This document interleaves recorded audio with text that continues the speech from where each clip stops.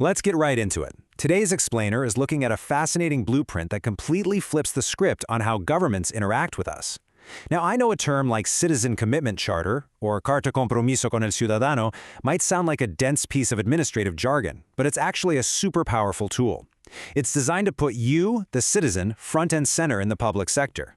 We're going to dive into exactly how this framework was mapped out for the province of Buenos Aires to completely revolutionize public management. Here's the roadmap for today's explainer.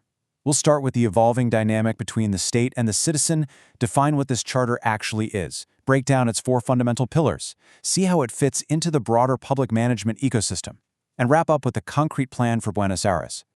All right, Part 1, the state and the citizen, and a much-needed shift in administrative culture.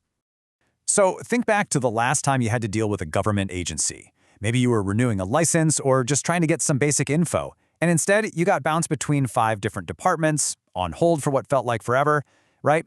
It begs the question, what actually happens when a public service completely fails you?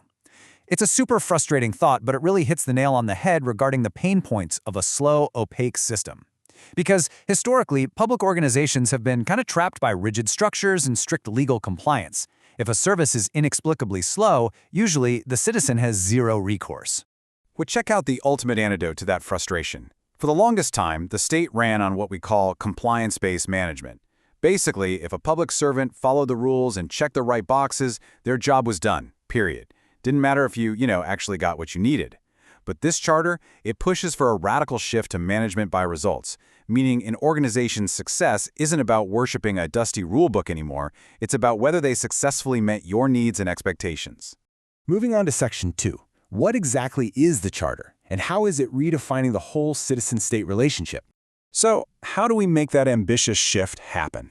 Well, the Carta Compromiso con el Ciudadano isn't just some vague mission statement pinned up in a break room. No way. It's a binding public document.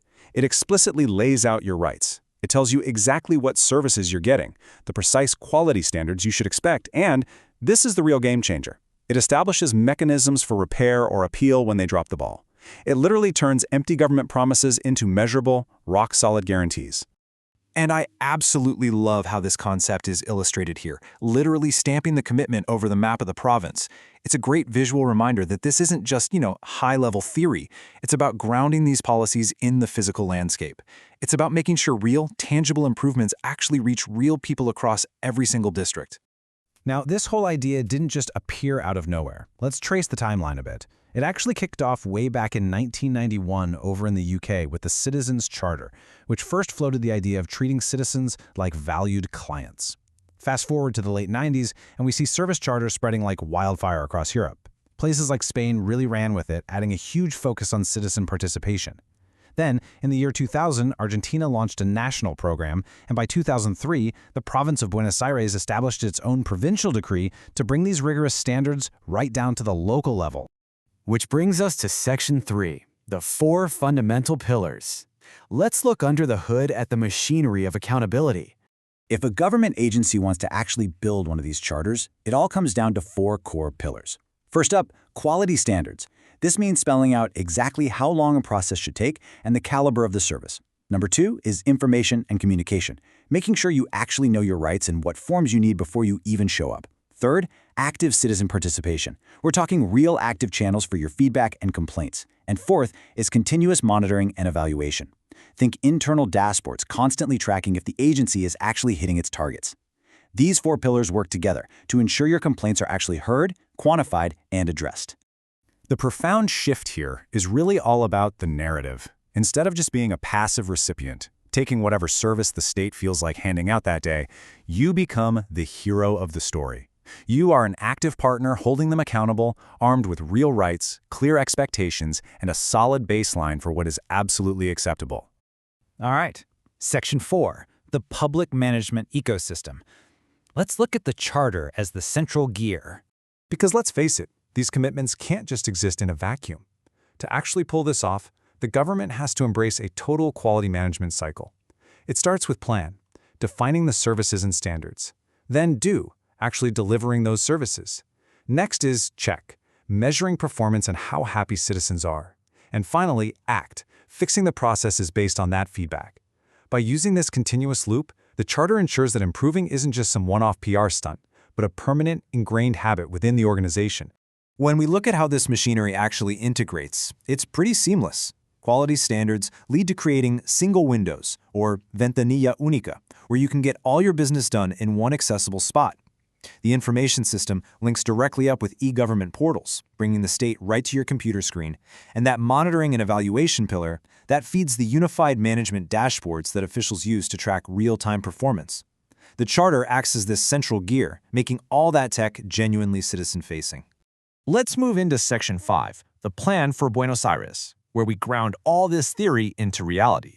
So how do we deploy this vast framework? Well, this quote from former Governor Daniel Scioli perfectly captures the political vibe required here. He said, "We want an agile, intelligent government that makes things easier for the citizen, that decentralizes, that can reach out with better services." Implementing something like this takes immense political will. This is definitely not just a paperwork exercise. It's a massive structural mandate to decentralize and force agility into a famously rigid system. But pragmatically speaking, you can't just force this onto any random agency and expect magic.